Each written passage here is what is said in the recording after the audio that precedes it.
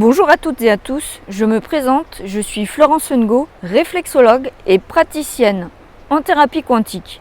Dans cette vidéo, je vais vous présenter comment j'effectue un bilan de terrain à mon cabinet à l'aide de l'oligocheck et du physioscan.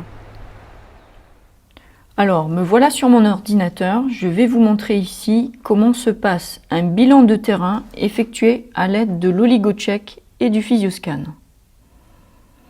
Quels sont les prérequis pour faire ce type de bilan? Il faut tout d'abord connaître son groupe sanguin, car l'oligocheck et le physioscan ont été étalonnés avec les groupes sanguins. Il est donc important de connaître son groupe sanguin pour faire ce type de bilan. Il est nécessaire également de venir à mon cabinet. L'utilisation de ces appareils n'est possible qu'en présentiel.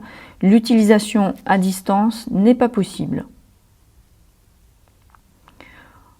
Alors voici à quoi ressemble l'oligocheck. C'est un appareil noir qui est connecté à un ordinateur équipé du logiciel SoCheck.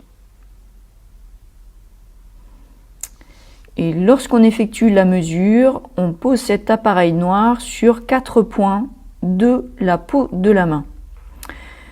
Alors qu'est-ce que mesure l'oligocheck? Il mesure les carences et les excès en minéraux oligo-éléments. Il mesure également la teneur en métaux lourds et l'oxydation cellulaire. Les résultats sont immédiats au cabinet sans prise de sang et la mesure est effectuée par spectrophotométrie du derme palmaire.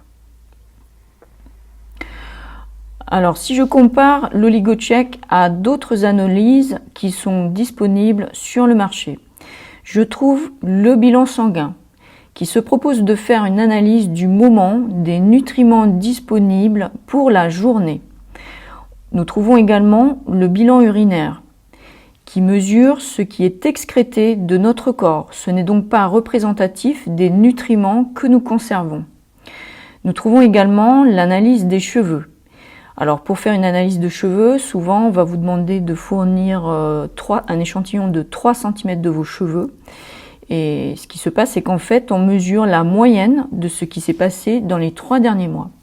Et les cheveux sont très sujets à la pollution atmosphérique, également aux constituants et aux produits qui se trouvent dans les shampoings, les colorations. Donc finalement, l'idéal, on se dit que ce serait de faire comme une biopsie. Et c'est ce que se propose de faire l'oligocheck. Par spectrophotométrie, en fait, on va s'intéresser à la mesure de nos stocks et de nos réserves en nutriments. Donc si vous obtenez des résultats différents à l'oligocheck et avec les autres analyses du marché, en fait, c'est explicable par le fait qu'on ne mesure pas la même chose. Alors, la lecture globale du bilan minéral. Donc, pour effectuer cette lecture, nous disposons d'une évaluation des minéraux ainsi que des ratios entre minéraux. Lorsqu'on a un bilan équilibré, on a un maximum d'oligo-éléments qui se situe dans une zone idéale verte de part et d'autre de la barre verticale grise. Lorsqu'on a un bilan carencé, on a plutôt des nutriments qui se trouvent à gauche de la barre verticale grise et lorsque il y a de grosses carences, des indicateurs rouges apparaissent. Lorsqu'on a un bilan en excès, nous trouvons plutôt des oligo-éléments qui se situent à droite de la barre verticale grise. Et on parle de bilan explosif lorsqu'il y a à la fois des carences et des excès d'oligo-éléments. Alors, l'oligocheck permet également de faire une mesure tissulaire de nos métaux lourds. Pourquoi c'est intéressant? Eh bien, parce que sur le plan chimique, nous avons des interactions réciproques entre minéraux et oligo-éléments. Ainsi, les métaux lourds, si vous voulez, s'opposent à la fixation de certains oligo-éléments. Et si vous êtes toujours carencé sur certains oligo-éléments, il peut être intéressant de savoir quelle est votre pollution et sur quels métaux lourds.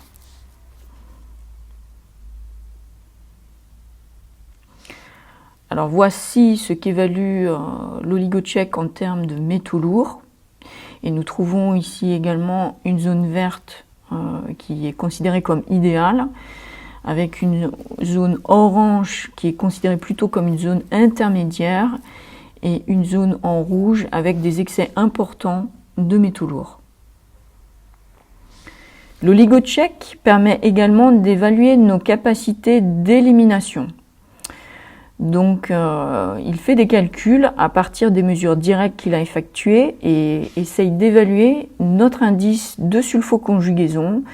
Il essaye également de faire une évaluation de notre stress oxydatif et de notre protection antioxydante face à ce stress oxydatif en mesurant des présences de radicaux libres. Alors, je complète toujours un bilan oligocheck par un bilan rapide de biorésonance effectué avec le Physioscan. Alors voici à quoi ressemble le Physioscan. C'est un boîtier noir de biorésonance qui est relié à un casque qu'on pose sur la tête de la personne. Et le boîtier est relié à un ordinateur équipé d'un logiciel d'analyse. À quoi servent les appareils de biorésonance? Il s'agit là d'un outil d'investigation fonctionnelle et de bilan énergétique qui indique l'état structurel et fonctionnel de nos organes avec leur niveau de tension. Ce que je cherche là à faire en utilisation en mode bilan, je cherche à évaluer d'une manière simple et rapide le niveau de stress et les capacités de nos organes à s'adapter à ce niveau de stress. Alors j'utilise pour cela le Physioscan comme un scanner énergétique et je regarde sur les planches anatomiques scannées quelles sont les notes énergétiques. Alors les notes énergétiques sont représentées par des pastilles de couleur qu'on trouve en haut à droite. Alors le 1, la pastille de couleur blanche, correspond à un état d'hypofonction ou de repos énergétique. La pastille 2 de couleur jaune correspond à un état optimal de fonctionnement énergétique. À 3, il apparaît une tension physiologique de travail. Et à 4, on parle de stress. Donc là, la zone, on voit qu'elle est stressée, mais elle arrive encore à gérer ce stress. À 5, il s'agit d'un stress compensé. Donc là, la zone est sous stress, mais compense pour fonctionner en puisant dans ses réserves énergétiques. Et à 6, il s'agit là d'un état de stress décompensé. Donc en fait, la zone est sous un grand stress et ne peut pas compenser pour fonctionner en puisant dans ses réserves énergétiques, car il n'y en a plus. Alors je fais toujours au minimum un bilan des émonctoires et je passe en revue la planche des reins au Physioscan, mais également la planche du foie et la planche de l'intestin grêle et du côlon.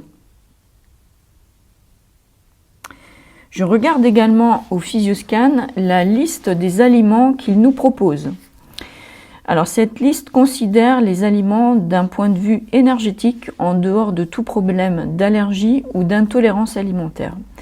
Donc en rouge, il s'agit des aliments qui sont très bons énergétiquement pour nous. En rose, les aliments sont un peu moins bons mais restent quand même bénéfiques. Et en noir, il s'agit des aliments à ne pas consommer tous les jours. Que peut-on faire après un bilan de ce type?